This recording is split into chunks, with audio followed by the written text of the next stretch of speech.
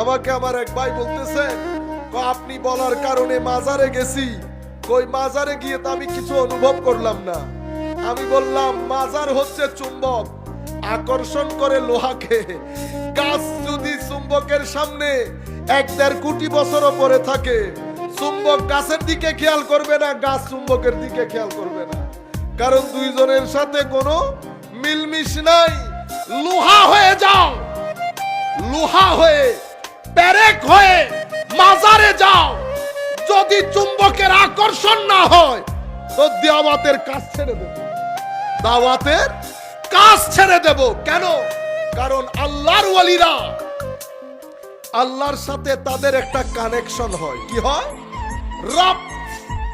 রব কিভাবে হয়? আপনি মোবাইল, এখানে আমার বন্ধু থাকে ইংল্যান্ডে, ইংল্যান্ডের বন্ধু আমার মোবাইলে ফোন দিয়েছে, কোনো তার নাই, কিন্তু একটা রব আছে, একটা রব আছে, দেখা যায় না, কানেকশন।